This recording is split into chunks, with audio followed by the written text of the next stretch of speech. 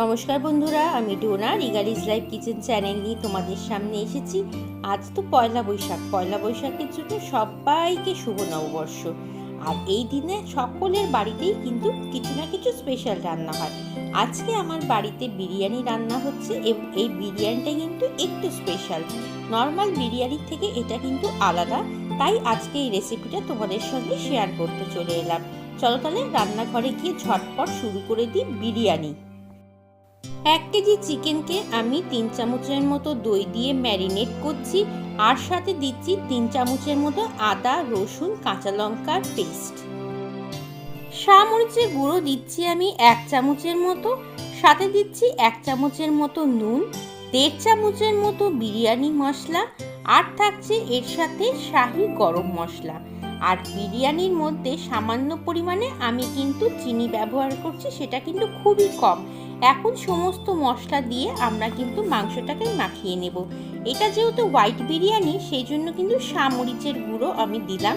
আর তোমাদের কাছে যদি মরিচ না থাকে তাহলে কিন্তু গোলমরিচ দিতে পারো, সেই ক্ষেত্রে কালারটা কিন্তু হোয়াইট হবে না, একটু অন্য টাইপের আসবে, মানে একটু কালচে টাইপের হবে। দেখো মাংসটা কিন্তু মাখানো মোটামুটি আমার হয়ে গেল। এখন আমি এই ম্যারিনেশনের সময়ই 1 চামচের মতো কেওড়া ওয়াটার আর 1 চামচের মতো রোজ ওয়াটারও দিয়ে দিচ্ছি।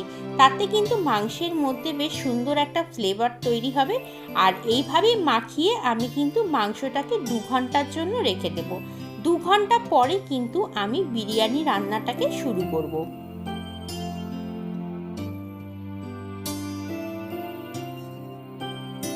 কড়াতে আমি হাফ কাপের একটু বেশি হোয়াইট অয়েল দিয়ে দিচ্ছি। এর মধ্যে কিন্তু আমি ঘি দিচ্ছি না, ঘিটা কিন্তু আমি পরে ভাগে ভাগে ব্যবহার করব, সেই জন্য এখন দিলাম না। তেলের মধ্যে আমি 1 চামচের মতো নুন দিয়ে দিলাম। এই নুনের মধ্যে পেঁয়াজটা ভাজলে পেঁয়াজটা কিন্তু তাড়াতাড়ি ভাজা হয়ে যাবে এবং খুব তাড়াতাড়ি সফট হয়ে যাবে। এখানে আমি 3টে বড় বড় সাইজের পেঁয়াজ নিয়েছি, পেঁয়াজটাকে স্লাইস করে কেটে নিলাম। এটাকে এখন আমি কিন্তু বেরেস্তা তৈরি করব। তাহলে বেরেস্তাটা তৈরি করে নিই, তারপরে আমি তোমাদের সামনে আবার আসছি ফেরত। দেখো বেরেস্তা কিন্তু তৈরি করা হয়ে গেছে। আমি কিছুটা বেরেস্তা কিন্তু তুলে রেখে দেব, বাকি বেরেস্তার মধ্যেই কিন্তু রান্নাটা হবে। মোটামুটি আমি 3টের মধ্যে থেকে আন্দাজ করে 2টো পেঁয়াজকে তুলে রাখলাম, আর একটা পেঁয়াজের বেরেস্তার মধ্যে বাকি রান্নাটা করছি। বিরিয়ানিতে আমি আলু দেব, সেই জন্য আলু কিন্তু কেটে রেখেছি। সেই আলুটাকে নুন মাখিয়ে রেখে দিয়েছিলাম। এখন আলুটাকে আমি তেলের মধ্যে ছেড়ে দিলাম।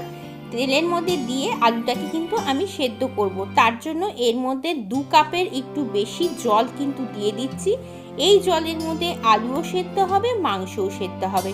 তোমরা দেখতেই পাচ্ছ আমি কিন্তু একদম অন্যভাবে বিরিয়ানিটা তৈরি করছি। এটা কিন্তু খুব সহজ উপায়ে তৈরি হয়ে যায় এবং ঝটপট তৈরি হয়ে যাবে বিরিয়ানি। এখন আমরা আলুটাকে সেদ্ধ করব, যেহেতু ঢাকা দিয়ে দিলাম। অপরদিকে আমি একটা প্যানের মধ্যে জল বসিয়ে দিয়েছি। জলের মধ্যে আমি 2 চামচের মতো নুন দিয়ে দিলাম। এর মধ্যে কিন্তু আমি চালটা সেদ্ধ করব। দেখো নর্মাল ঘরে থাকা কিছু বিরিয়ানি মশলা এর মধ্যে দিয়ে দিলাম, আর চালটাকে ভালো মতো ধুয়ে রেখেছি। এটা কিন্তু ঘরে ব্যবহার করা বাসমতি চাল দিয়ে আমি করছি, কোনো বিরিয়ানি রাইস দিয়ে কিন্তু আমি এটা বানাচ্ছি না। দেখো অপর দিকে কিন্তু আলুটা প্রায় আমার সেদ্ধ হয়ে এসছে। আলুটাকে এখন আমরা এপিটোপিট করে দেব, যাতে যে পিঠটা ওপরে ছিল সেটা নিচে চলে যায় এবং যে পিঠটা নিচে ছিল সেটা ওপরে আসে। আলু কিন্তু আমার প্রায় 50% কুক হয়েই গেছে। এখন আরেকটু কুক করব আমি, যাতে একদম গলে না যায়, সেটাও কিন্তু খেয়াল রাখতে হবে। চলো আরেকটু ঢাকা দিয়ে রাখি। আলু সেদ্ধ করার সময় আমি এর মধ্যে সামান্য পরিমাণে একটু মিঠা আতর দিয়ে দিলাম। এই সময় যদি মিঠা আতর দাও তাহলে দেখবে বিরিয়ানিটার টেস্টটা কিন্তু বেশ ভালো আসে। আর আলু মাংসের মধ্যেও কিন্তু সেই মিঠা আতরের একটা বেশ সুন্দর ফ্লেভারটা চলে আসবে। আলুগুলো কিন্তু সেদ্ধ হয়ে গেছে। এখন আমি এক এক করে সমস্ত আলুগুলোকে তুলে ফেলবো। আর এই যে পেঁয়াজ আর জলটা দেখতে পাচ্ছ, এর মধ্যে কিন্তু আমি মাংসগুলোকে দিয়ে দিলাম। মাংসগুলোকে কিন্তু এর মধ্যেই সেদ্ধ করে নেব। আর সেদ্ধ করার পরে যে ঝোলটা থাকবে সেটা কিন্তু আমি কষিয়ে নেব। আমি যেভাবে করছি তোমরা যদি এই প্রসেসেই করো তাহলে দেখবে খুব সহজে ঝটপটে বিরিয়ানি কিন্তু তৈরি হয়ে যাবে। মাংসটাকে আমরা এখন ঢাকা দিয়ে দেব, কারণ মাংসটা কিন্তু আমরা একটু সেদ্ধ হতে দেব, তারপরেই কিন্তু বাকি রান্নাটা তৈরি হবে। দেখো অপরদিকে কিন্তু জলটা বেশ সুন্দর গরম হতে শুরু করে দিয়েছে, মশলাগুলোর সমস্ত ফ্লেভার কিন্তু জলের মধ্যে চলেও গেছে। এখন জলটা আরেকটু ফুটলে আমি কিন্তু ধুয়ে রাখা চালটাকে এর মধ্যে দিয়ে দেব।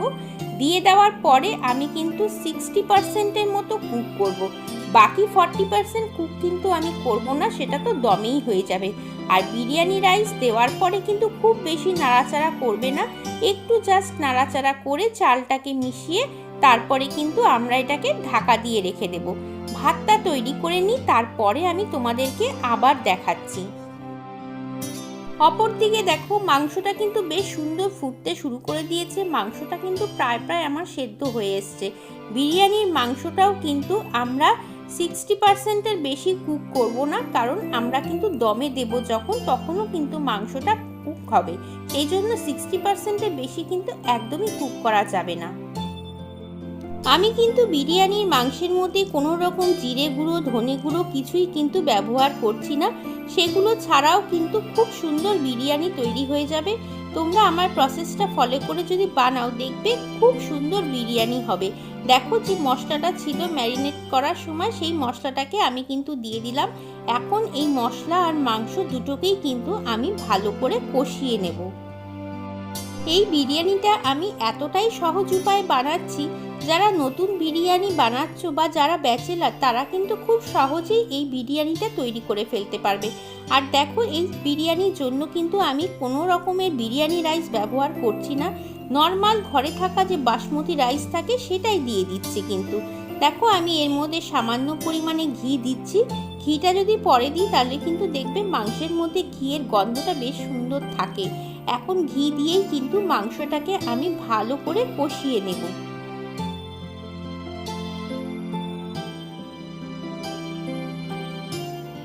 দেখো রাইসটা কিন্তু সেদ্ধ হয়ে গেছে, আর একটা চালও কিন্তু ভেঙে যায়নি। এখন আমি এটার মাঠটা ঝরিয়ে নিয়ে একটু ঠান্ডা করে নেব।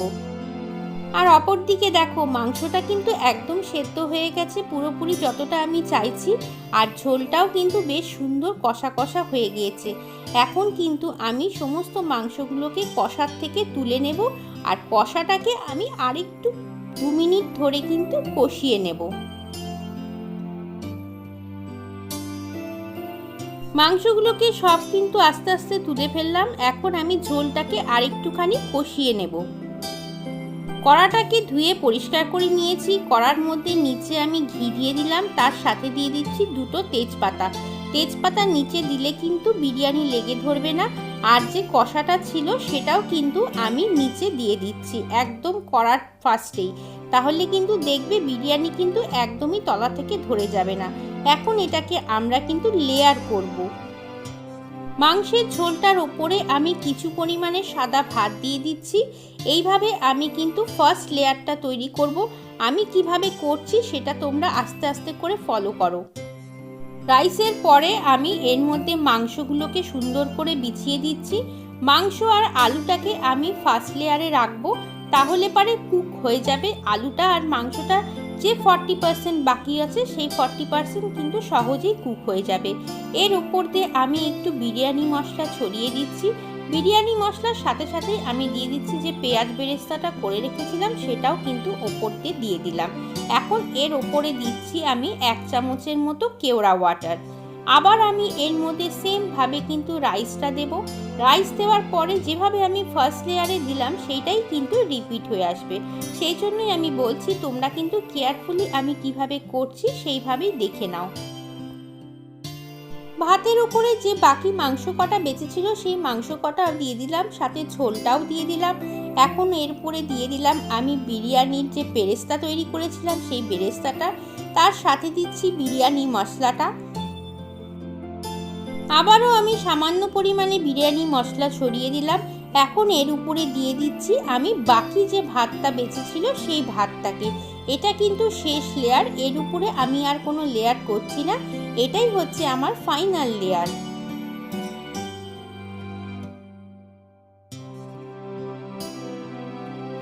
সবার শেষের লেয়ারটার মধ্যে বাকি বেঁচে থাকা বেরেস্তাগুলোকে আমি দিয়ে দিলাম উপর থেকে।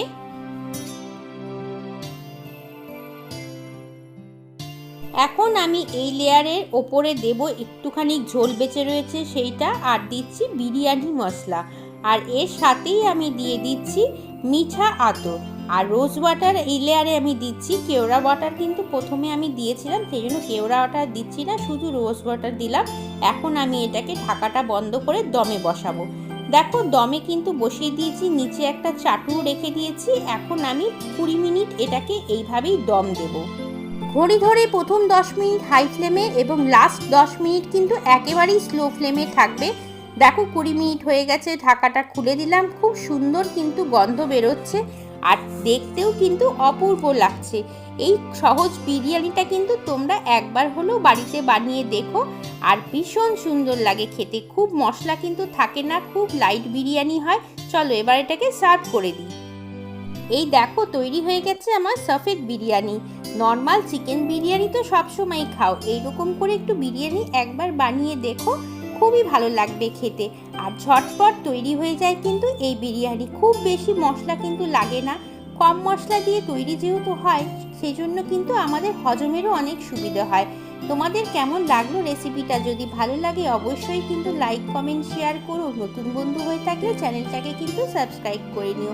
আর আমার অনুরোধ, একবার হলেও এই বিরিয়ানিটা বাড়িতে বানিয়ে আমাকে কিন্তু কমেন্ট করো। চলো তাহলে আজকের মতো বিদায় নিচ্ছি। সবাইকে শুভ নববর্ষ জানিয়ে এবং সবাই ভালো থেকো এবং সবাইকে টাটা।